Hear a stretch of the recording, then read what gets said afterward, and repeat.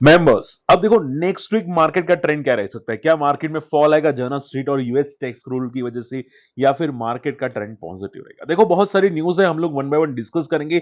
काफी important updates है ओला के बारे में, बीएमएल और जो बैंकिंग कुछ अपडेट्स है जो मैं बताना चाहूंगा। तो वीडियो अंत तक देखिएगा। कोई क्वेरी होती है तो कमेंट जरूर कीजिएगा, ठीक है। और आज डेफिनेटली लाइव आएंगे 9 बजे। कुछ भी क्वेरी है तो आप मेंशन कर सकते हैं 9 बजे, तो मिस मत कीजिएगा। एवरी सैटरडे संडे 9 बजे आप एक्टिव रहिएगा। ठीक है, आपके जो भी सवाल है उसको आंसर करने की मैं कोशिश जरूर करूंगा। ओके, सबसे पहली बात, अब देखो मार्केट में ट्रेंड आपको फ्राइडे थोड़ा बहुत पॉजिटिव जाता हुआ दिखाई दिया, बट एक बात याद जरूर रखिएगा कि अभी मार्केट में वॉल्यूम्स थोड़े से कम आना स्टार्ट हो सकते हैं। उसका रीजन बहुत सारे हैं, ठीक है। ध्यान से सुनो जो मैं बोलने वाला हूं, अब थोड़ा सा इंपॉर्टेंट है, फोकस करो। मार्केट में सबसे पहला इंपॉर्टेंट इवेंट है, वो है ट्रम्प।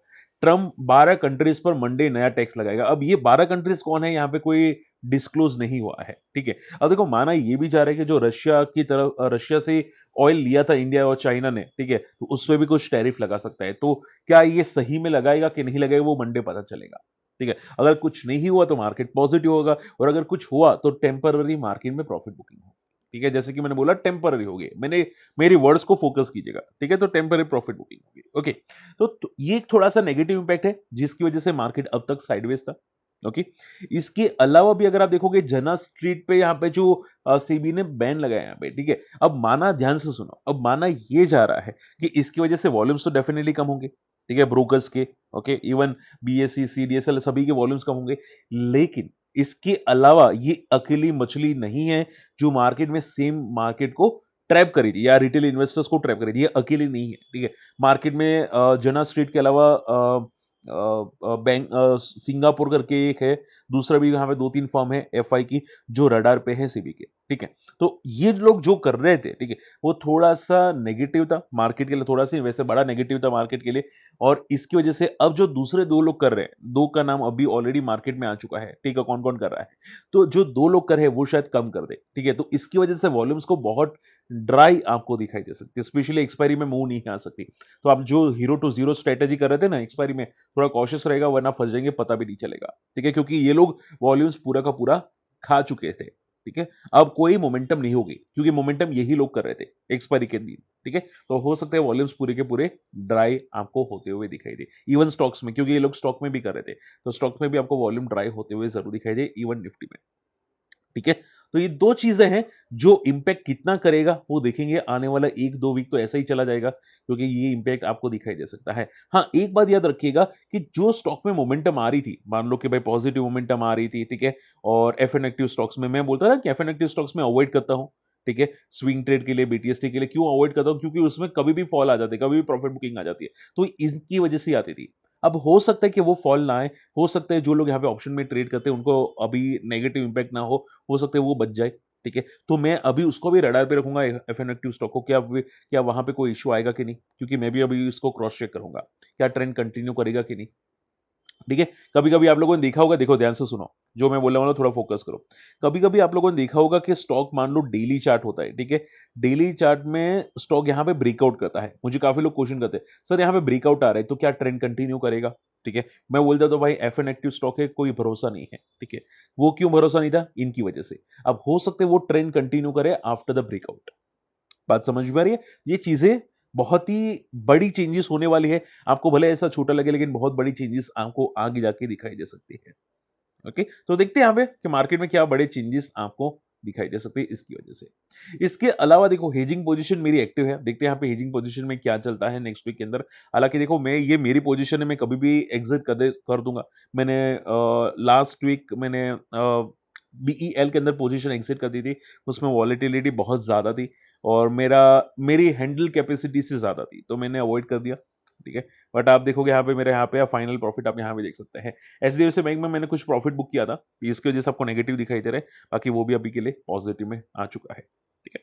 तो ये पोजीशन पेंडिंग है मेरी हेजिंग की, देखते हैं यहाँ पे क्या चलता है। इसके अलावा बीईएमएल, अब देखो नेक्स्ट वीक में हो सकता है डिफेंस को पॉजिटिविटी मिले, क्योंकि काफी अच्छे ऑर्डर्स आ रहे हैं, वो भी अलग अलग कंट्रीज से, ठीक है। उज्बेकिस्तान और दूसरे, मुझे लगता है कि और भी कंट्रीज से आपको तगड़े ऑर्डर्स आते हुए दिखाई दे सकते हैं।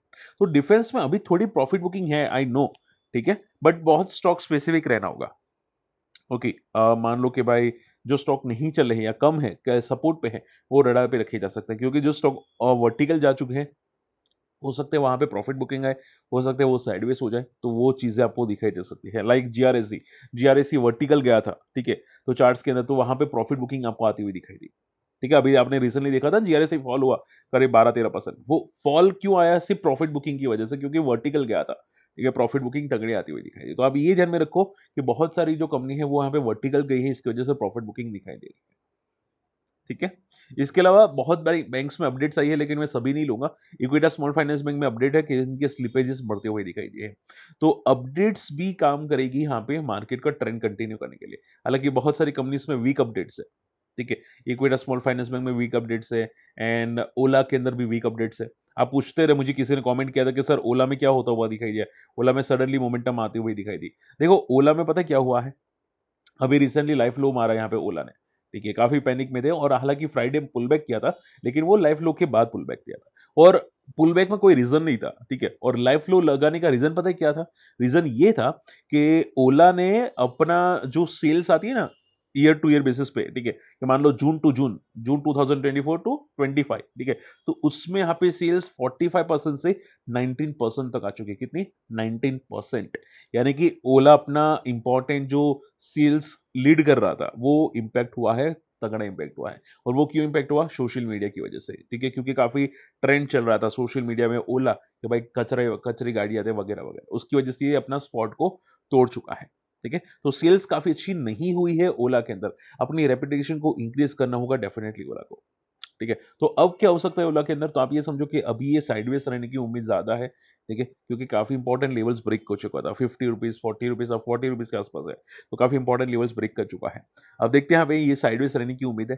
हालाँकि ग्रोथ आएगा, देखो कोई ग्रोथ में इश्यू नहीं है, बट क्या है कि सेल्स जब तक इंप्रूव ना हो, तब तक कहना मुश्किल है। कि आप ये समझो कि इनका सर्विस होता है ना, सर्विस, वो थोड़ी ठीक कर दे, तो आई थिंक हो सकता है। बट देखते हैं यहाँ पे कि कब तक सर्विस ठीक होती है। ठीक है। देखो एक टाइम ऐसा था, टाटा मोटर्स में भी लोग भरोसा नहीं कर रहे थे। मैं बात कर रहा हूँ जब टाटा नैनो आई थी। कोई टाटा की गाड़ी खरीद नहीं रहा था और उसकी वजह से इनकी स्टैंड अलोन जो प्रॉफिट होते हैं ना, वो नेगेटिव थे। ठीक है? वो लोग लॉसेस कर रहे थे। इंडिया के अंदर लॉसेस कर रहे थे। बट आप देखोगे अब इंडिया के अंदर प्रॉफिट में आ चुके हैं। ठीक है? तो ये क्या है कि भाई ट्रेंड फ्यूचर में बदल जाता है। आपको लगता है कि भाई ये टाटा की गाड़ियाँ नहीं चल रही थी, लेकिन अभी लोग टाटा की गाड़ियाँ ज़्यादा फ़ोकस कर रहे हैं। मारुति सुजुकी को कम फ़ोकस कर रहे हैं, टाटा की ज़्यादा फ़ोकस कर रहे हैं। ठीक है? क्योंकि सेफ्टी फीचर्स टाटा बहुत ज़्यादा देता है। तो अपनी ब्रांड इमेज काफ़ी अच्छी बिल्डअप करने की कोशिश की। तो ऐसे ही हो सकता है ओला फ्यूचर में अपनी ब्रांड इमेज को अच्छा करे। तो अभी पैनिक करने से कोई फ़ायदा नहीं है। अगर आप पैनिक करते हैं, पैनिक करने से फ़ायदा नहीं है। ये लोग अपनी ब्रांड इमेज थोड़े ठीक कर देते हैं, ठीक है? तो हो जाएगा। ओके? इसके अलावा नेक्स्ट वीक में क्या-क्या है तो कि आप देखोगे यहाँ पे चाइना के इन्फ्लेशन डेटा आने वाले हैं, एफओएमसी की मीटिंग होने वाली है यूएस फेड रिजर्व्स की, वो मीटिंग में क्या बोलने वाले हैं वो भी देखेंगे, ठीक है? तो ये इंपॉर्टेंट सबसे चीज़ हो जाती है। इसके अलावा अगर बात करने जाए तो यहाँ पे यूएस के जॉबलेस क्लेम्स आ सकते हैं 10 तारीख को, ठीक है? अगर बात करने जाए यहाँ पे 10 तारीख को 10 तारीख कब यहाँ पे है? गुरुवार को है, तो गुरुवार को यहाँ पे सबसे इंपॉर्टेंट इवेंट्स है। इसके अलावा रिजल्ट सीज़न स्टार्ट होने वाली है। टाटा कंसल्टेंसी सर्विस, टाटा एल्क्सी, उनके आपको रिजल्ट्स आते हुए दिखाई दे सकते हैं। ठीक है। एंड हाँ, आईपीओ की बात करेंगे तो यहाँ पे ट्रैवल फूड सर्विस है, लेकिन इसका ग्रे मार्केट बिल्कुल भी नहीं है। 7.5% का ग्रे मार्केट है, थोड़ा कॉशियस रहेगा। और एसएमई में एक अच्छा है, आप देखोगे इसका ग्रे मार्केट काफ़ी स्ट्रॉन्ग है। ओके, तो मैं अभी रडार रख रहा हूँ, लेकिन मैं बहुत फोकस लिमिटेड कर रहा हूँ यहाँ पे। ठीक है, तो देखते हैं यहाँ पे। बाकी ये थोड़ा कॉशियस रहेगा, नेक्स्ट वीक में कोई अच्छे आईपीओज नहीं है। हाँ, नए आने वाले हैं, लेकिन ज़्यादा अच्छे नहीं है। ठीक है? तो ये देखो बहुत बड़ी अपडेट्स हो गई नेक्स्ट वीक के लिए and last not the least Nuvama में भी एक अपडेट्स आई है। उन्होंने क्लैरिटी दी है कि जो जना स्ट्रीट था, ठीक है? उनके साथ यहाँ पे उनका कोई ज़्यादा लेना-देना नहीं है। हालाँकि उनके क्लाइंट थे, बट कोई ज़्यादा लेना-देना उनके साथ ऐसा कुछ नहीं है। ठीक है? ट्रेडिंग में, ठीक है? तो कोई इश्यू ज़्यादा नहीं आएगा। ओके, रही बात मार्केट ट्रेंड की, सर नेक्स्ट वीक मार्केट कहाँ जा सकता है? तो आप ये समझो मार्केट में करंट वीक के अंदर पॉज कैंडल बनी थी, ठीक है? तो अभी कोई ज़्यादा नेगेटिव सिचुएशन नहीं है, पॉज कैंडल है और अगर मार्केट मंडे को गैप अप ओपन होता है, ठीक है? तो चांसेस है कि ब्रेकआउट कर लेगा और मार्केट का न्यू ट्रेंड स्टार्ट हो जाएगा, ठीक है? तो अगर गैप अप ओपन होता है तो ट्रेंड कंटिन्यू करेगा और अगर स्टेबल ओपन होता है मंडे को मार्केट, तो आप ये समझो कि 25,200 तक सपोर्ट है नेक्स्ट वीक का और ऊपर रेजिस्टेंस 26,000 के आसपास है नेक्स्ट वीक के लिए। ठीक है। एंड बैंक निफ्टी की बात करने जाए तो सेम चीज़ें हैं। बैंक निफ्टी में भी आप ये समझो कि 56,000 का सपोर्ट है और बाकी ऊपर एक blue sky zone bank Nifty में पड़ा है। ठीक है। तो ज़्यादातर मार्केट ट्रेंड पॉजिटिव ही रह रहा है अभी के लिए, तो आप ये समझो प्योर बिग बुल पैटर्न बना रहा है। आप यहाँ पे देख सकते हैं। ठीक है, सी देखो यहाँ पे, ये पैटर्न देखो यहाँ पे प्योरली 20 डीएमए को सपोर्ट लेके बाउंस करने की कोशिश कर रहा है। तो मार्केट अभी के लिए पूरा का पूरा पॉजिटिव है। ठीक है। होप आज का वीडियो पसंद है, वीडियो शेयर कीजिएगा, चैनल सब्सक्राइब कीजिएगा और मैं बहुत जल्द केस स्टडी ला रहा हूँ यहाँ पे ट्रेंड की, क्योंकि मैं ट्रेंड काफी डिटेल स्टडी कर रहा हूँ यहाँ पे, बहुत सारे सोर्सेस को ढूंढने की कोशिश कर रहा हूँ। तो अगर आप इंटरेस्टेड है जरूर चैनल को सब्सक्राइब कर सकते हैं, वीडियो को शेयर कर सकते हैं। मिलते हैं अगले वीडियो में, तब तक के लिए गुड बाय, जय हिंद।